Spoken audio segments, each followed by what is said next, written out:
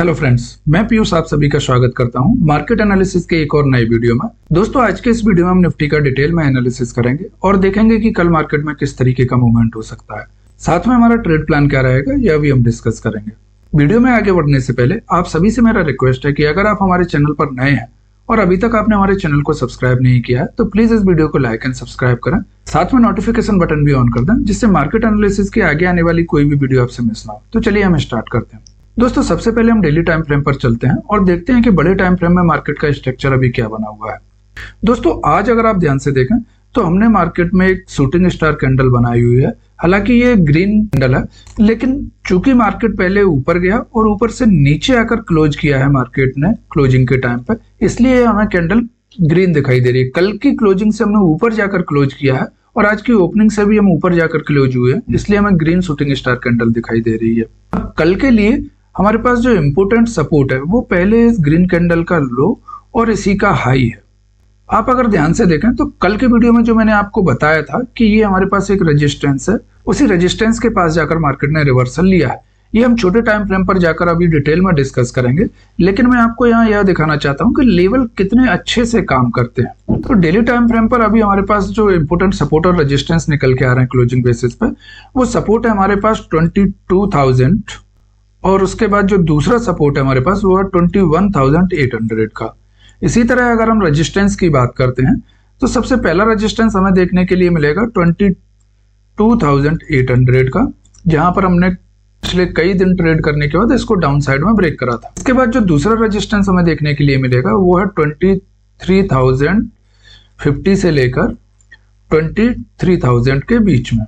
चलिए अब हम 15 मिनट के टाइम फ्रेम पर चलते हैं और देखते हैं कि कल के लिए हमारे इंपोर्टेंट सपोर्ट और रेजिस्टेंस क्या रह सकते हैं और उनके बेस पर हम ट्रेड प्लान किस तरीके से कर सकते हैं। दोस्तों, जैसा कि मैंने आपको कल बताया था कि अब अभी हम पिछले किसी भी लो के नीचे जाकर क्लोज नहीं करना। जब भी हम मार्केट में एक डाउन मूव देते हैं वहां से बायर्स एक्टिवेट होते हैं और मार्केट को हायर लेवल पे ले जाकर क्लोज कर देते हैं। आज भी हमने मार्केट में पहले डाउन मूव दिया, ऊपर गए और क्लोजिंग हमने अपने पिछले दिन की क्लोजिंग के ऊपर ही जाकर की है। इससे हमें यह पता चलता है कि कहीं ना कहीं डाउन साइड में बायर्स एक्टिवेट हो रहे हैं और जब भी हम नीचे जाते हैं बायर्स एक्टिव होते हैं और दोबारा मार्केट को ऊपर ले जाते हैं। अब अगर कल का एनालिसिस वीडियो आपने देखा हो तो मैंने आपको बताया था कि हमारे पास जो रेजिस्टेंस निकल के आ रहा है वो सबसे पहला रेजिस्टेंस है हमारे पास इस लेवल का, जो कि लेवल है हमारे पास 22,630। कल मैंने आपको बताया था कि 22,620 के आसपास हमें एक रेजिस्टेंस देखने को मिल रहा है। फिर मैंने आपको कल बताया था कि अगर हम कहीं इन दोनों लेवल के आसपास ओपन होते हैं और यहाँ पर कुछ देर ट्रेड करने के बाद इस हाई को ब्रेक करते हैं तो सबसे पहले मूव में हम जाएंगे 22,620 के आसपास। और आज एग्जैक्टली हमने वही करा। हम पिछले दिन के हाई और पिछले सपोर्ट के बीच में ओपन हुए, वहां पर कुछ देर हमने ट्रेड करा और जब इसको ब्रेक करा तो वन गो में हम 22,620 के पास तक गए और वहीं से सेलर एक्टिव हुए, दोबारा मार्केट को नीचे ले आए। जो मैंने आपको सपोर्ट बताया था, मार्केट ने उस सपोर्ट के नीचे जाकर कभी भी क्लोज ही नहीं किया। के वीडियो में जाकर आप इस एनालिसिस को देख सकते हैं। अब कल के लिए हमारे पास जो इंपोर्टेंट सपोर्ट और रेजिस्टेंस क्या रहने वाले हैं उनको हम एक बार देखते हैं। सबसे पहला रेजिस्टेंस हमें जो देखने के लिए मिलेगा वो सबसे पहला रेजिस्टेंस हमें आज का हाई और सपोर्ट की अगर बात करें तो आज का लो हमें देखने के लिए मिलेगा। इसके ऊपर के रेजिस्टेंस की बात करते हैं तो उसके बाद दूसरा रेजिस्टेंस हमें जो देखने के लिए मिलेगा वो मिलेगा 22,720 का और उसके बाद थर्ड रेजिस्टेंस हमें देखने के लिए मिलेगा जो कि लेवल है हमारे पास 22,800 का। डाउन साइड में अगर हम सपोर्ट की बात करते हैं तो सबसे पहला सपोर्ट हमें देखने के लिए मिलेगा 22,450। अगर इसको हम ब्रेक करते हैं तो दूसरा सपोर्ट हमें देखने के लिए मिलेगा 22,400 और थर्ड सपोर्ट हमें देखने के लिए मिलेगा 22,300 के आसपास। दोस्तों, अब हम यहाँ पर देखते हैं कि कल के लिए हम किस तरीके से ट्रेड कर सकते हैं। तो अगर आप मॉर्निंग की इन 3 कैंडल्स को छोड़ दें तो आज सारे दिन हमने एक ही रेंज में ट्रेड किया हुआ है। सुबह हम वन गो में ऊपर गए और यहाँ पर रेजिस्टेंस लेने के बाद सारे दिन इसी रेंज में हम ट्रेड करते रहे। तो कल के लिए हमारे पास जो इंपोर्टेंट सपोर्ट है वो हमारे पास लेवल है 22,460 का और रेजिस्टेंस की अगर हम बात करें तो 22,630। अब कल अगर हम थोड़ा सा गैप अप या फ्लैट ओपन होते हैं और कुछ देर यहां से ट्रेड करने के बाद इस रेंज को ऊपर की साइड में ब्रेक करते हैं तो आप देखेंगे कि हमें एक फास्ट मूवमेंट देखने के लिए मिलेगा जो कि हमें एक ही बार में 22,700 के आसपास तक ले जा सकता है। 22,700 और 22,800 के बीच में जाकर हमें थोड़ा सा देखना पड़ेगा कि अभी मार्केट का मूवमेंट कैसा बना हुआ है, बिकॉज 22,800 हमारे पास एक स्ट्रॉन्ग रेजिस्टेंस का काम करेगा।